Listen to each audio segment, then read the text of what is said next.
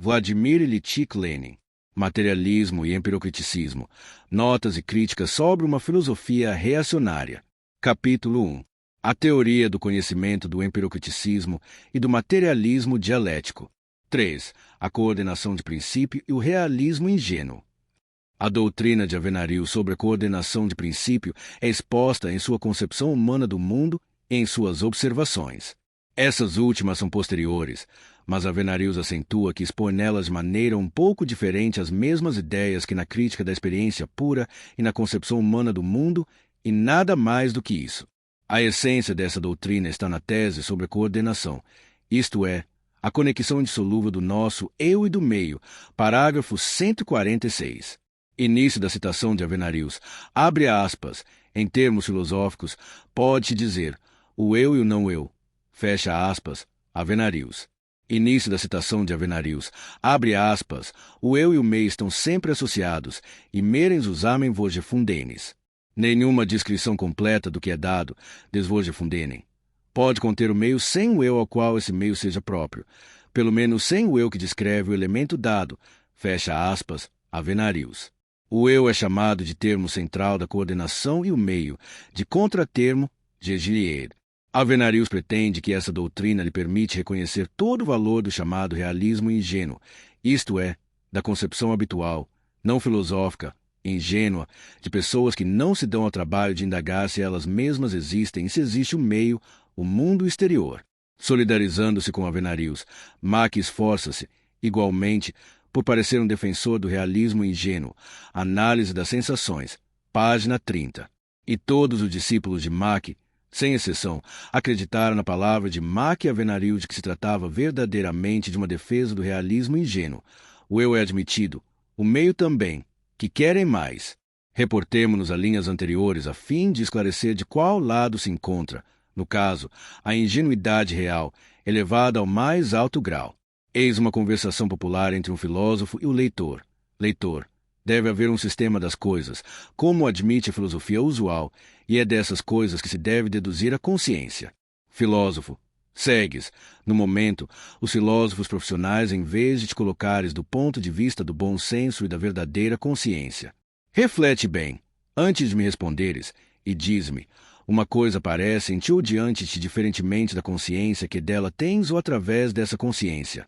Leitor, refletindo, devo colocar-me de teu ponto de vista.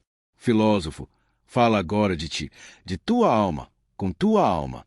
Não te esforces por sair de te abarcar ou agarrar mais do que podes, isto é, a consciência e a coisa e a consciência, ou mais exatamente, nem isso e nem aquilo separadamente, mas unicamente o que logo se decompõe nisso e naquilo, ou, noutros termos, o que é absolutamente subjetivo-objetivo e objetivo-subjetivo. Toda a essência da coordenação de princípio e do empirocriticismo, defesa moderna do realismo ingênuo pelo mais moderno positivismo, aí está. A ideia da coordenação indissolúvel está aí exposta em toda a sua nitidez, partindo-se da concepção de que tal é a verdadeira opinião comum da humanidade, não deformada pela alta sabedoria dos filósofos profissionais. Ora, o diálogo que acabamos de transcrever é tirado de uma obra editada em 1801, devido a representante clássico do idealismo subjetivo, Johann Gottlieb Fichte. Não há, na doutrina de Mach e Avenarius, mais do que uma paráfrase do idealismo subjetivo. As pretensões desses autores, quando afirmam ter se elevado acima do materialismo e do idealismo e ter resolvido a contradição entre a concepção que parte do objeto para a consciência e a concepção oposta, não passam de ocas pretensões à doutrina de Fichte modernizada. Fichte também supõe ter ligado indissoluvelmente o eu e o meio, a consciência e o objeto, e ter resolvido o problema lembrando que o homem não pode apartar-se de si mesmo. O argumento de Berkeley, de que, início da citação de Berkeley, abre aspas, não constato senão minhas sensações. Não tenho, portanto, o direito de supor a existência de objetos em si independentemente de minha sensação. Fecha aspas, Berkeley. É assim repetido em termos um pouco diferentes. As diversas maneiras com que se exprimem Berkeley em 1710, Fichte em 1801 e Avenarius. Entre 1892 e 1894, nada muda no fundo.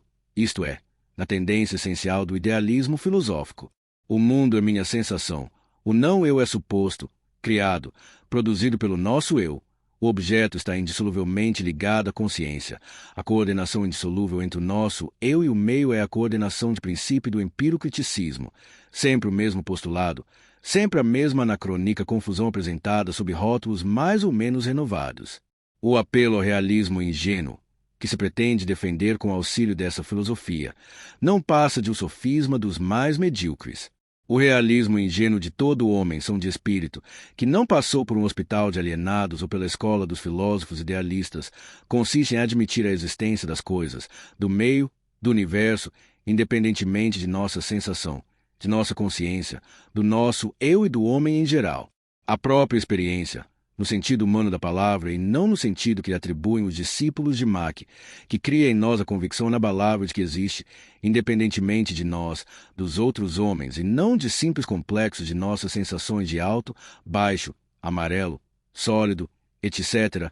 Essa experiência, dizemos, cria em nós a convicção da existência dos objetos, do universo, do meio, independentemente de nós. Nossas sensações, nossa consciência não são mais do que a imagem do mundo exterior. Ora, conclui-se daí que a imagem não pode existir sem o objeto que representa, enquanto que o objeto pode existir independentemente de sua imagem. O materialismo coloca conscientemente na base de sua teoria do conhecimento a convicção ingênua da humanidade. Essa apreciação da coordenação de princípio não é o resultado do partido tomado pelos materialistas contra a doutrina de Mach? Não. Absolutamente. Os filósofos especialistas, que não podem ser acusados de simpatia para com o materialismo, que até o detestam e adotam diversos sistemas idealistas, são unânimes em reconhecer que a coordenação de princípio de Avenarius e companhia não passa de idealismo subjetivo.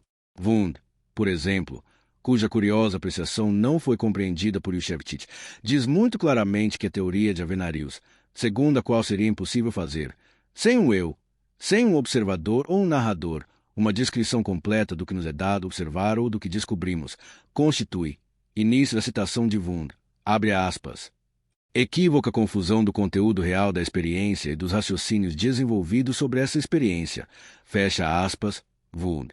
As ciências naturais, diz Wundt, fazem abstração de qualquer observador. Início da citação de Wundt.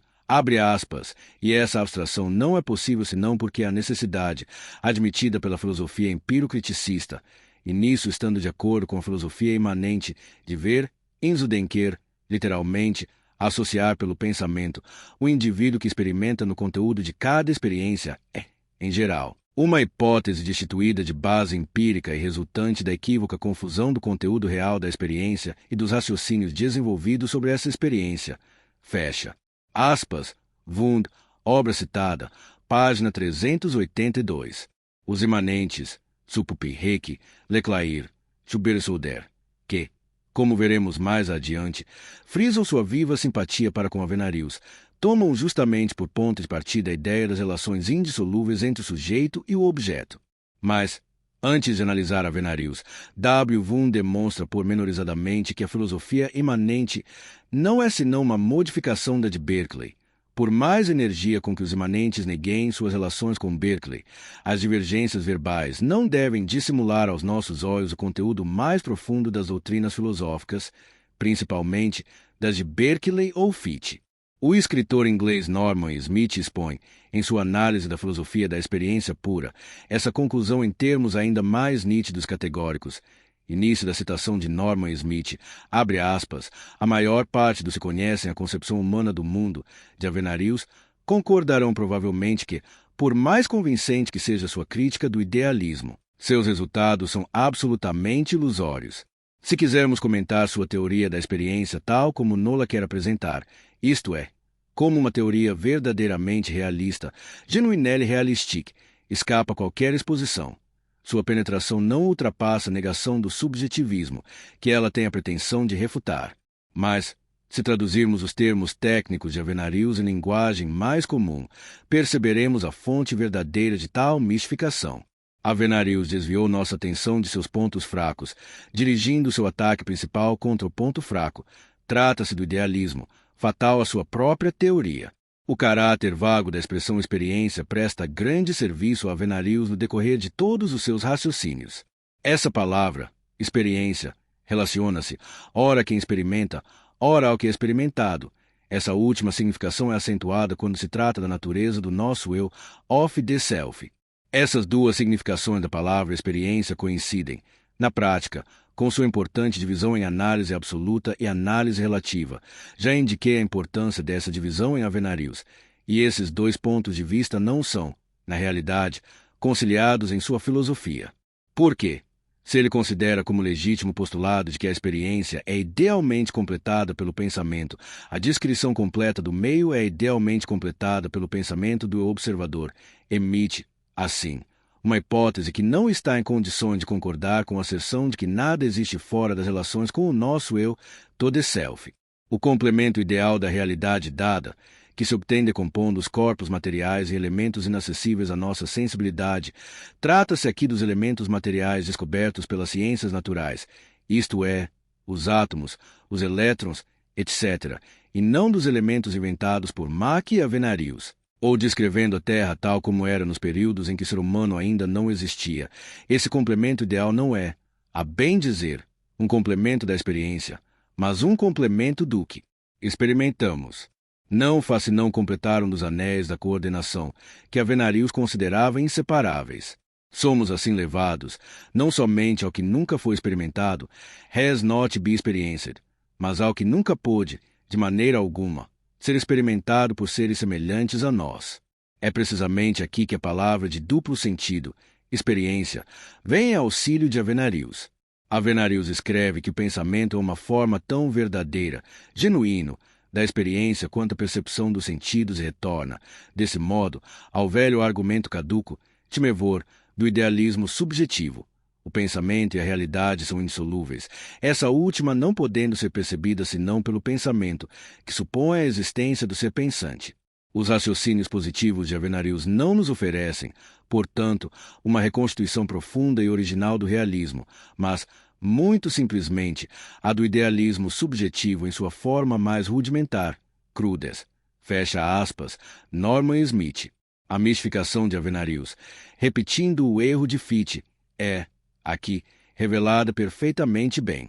A famosa eliminação da antinomia entre o materialismo, Smith diz erroneamente, o realismo, e o idealismo com auxílio de uma só palavra, experiência, evidencia um mito, quando passamos a questões concretas bem determinadas.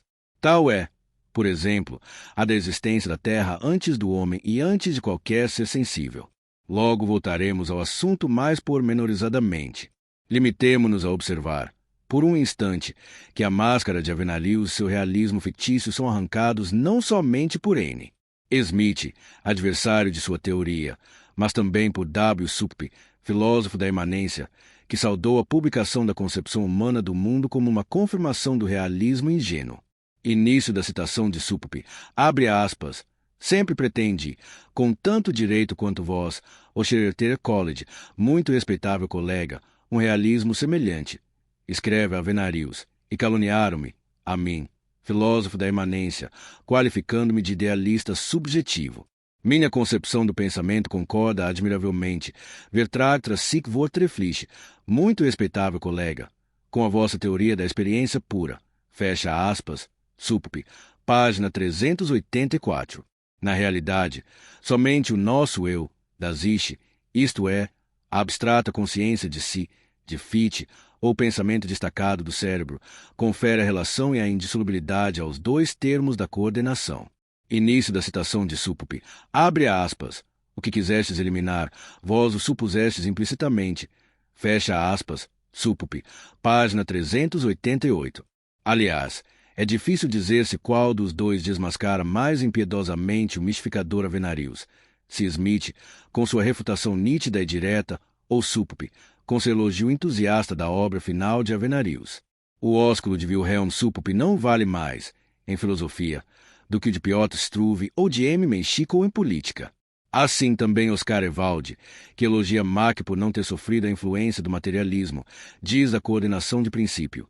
Início da citação de Oscar Evaldi, abre aspas, se é necessário erigir a correlação entre o termo central e o contratermo em necessidade gnoseológica, da qual não se possam excluir algumas gritantes maiúsculas de que se compõe a senha empirocriticismo. Fica-se colocado de um ponto de vista que em nada difere do idealismo absoluto.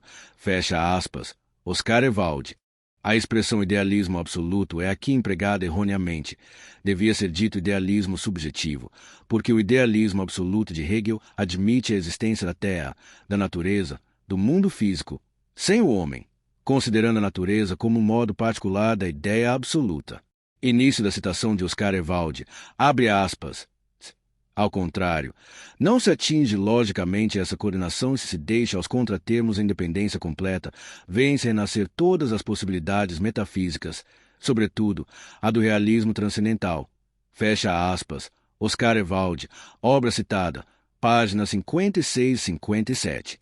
O senhor Friedlander, que se dissimula sob o pseudônimo de Evaldi, qualifica o materialismo de metafísico e de realismo transcendental. Defendendo também uma das variedades de idealismo, concorda inteiramente com os discípulos de Mach, para os quais o materialismo é uma metafísica, a metafísica mais primitiva, do começo ao fim. Página 134. Nesse particular, o autor participa das opiniões de Bazarov e de todos os nossos adeptos russos de Mach, que falam, igualmente, da essência transcendental e metafísica do materialismo. Voltaremos ao assunto. Importa-nos, no momento, mostrar, uma vez mais, que essa tensão erudita e oca de ultrapassar o idealismo e o materialismo logo se desvanece, quando a questão é formulada com inflexível intransigência. Deixar aos contratermos a independência completa é admitir, se traduz o estilo pretensioso do hipócrita Avenarius em linguagem humana simples, que a natureza, o universo exterior são independentes da consciência e das sensações do homem. E precisamente isso é o que o materialismo sustenta. Erigir a teoria do conhecimento sobre o postulado da ligação indissolúvel entre o objeto e as sensações do homem, complexos de sensações iguais a corpos, identidade dos elementos do mundo no psíquico e no físico, coordenação de Avenarius, etc., é cair infalivelmente no idealismo. Tal é a simples, a inevitável verdade, que facilmente se descobre, por pouco que se lhe dê atenção, sob o montão, penosamente acumulado, da terminologia com pretensões científicas de Avenarius, Súpupi, Evaldi e tantos outros, terminologia que obscurece propositadamente a questão de distância à filosofia ou grande público.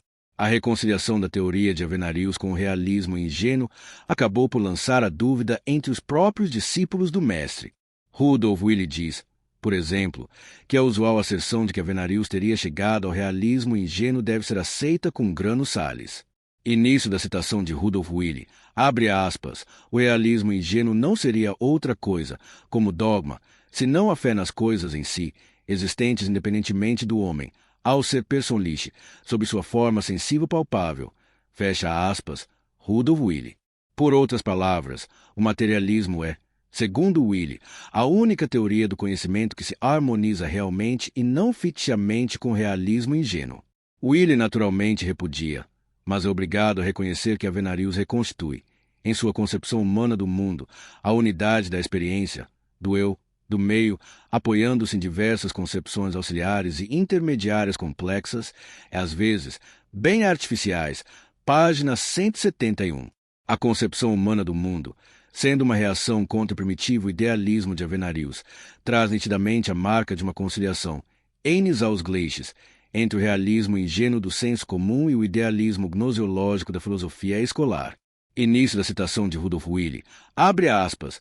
Mas não ousarei afirmar que semelhante conciliação possa restabelecer a unidade e a integridade da experiência. Fecha aspas. Rudolf Willi. Willi diz Grunderfahrung. Isto é, experiência fundamental, mais uma nova expressão. Valiosa confissão. A experiência de Avenarius não conseguiu conciliar o idealismo e o materialismo. Willi renuncia, parece, à filosofia escolar da experiência, para substituí-la pela filosofia triplicadamente confusa da experiência fundamental.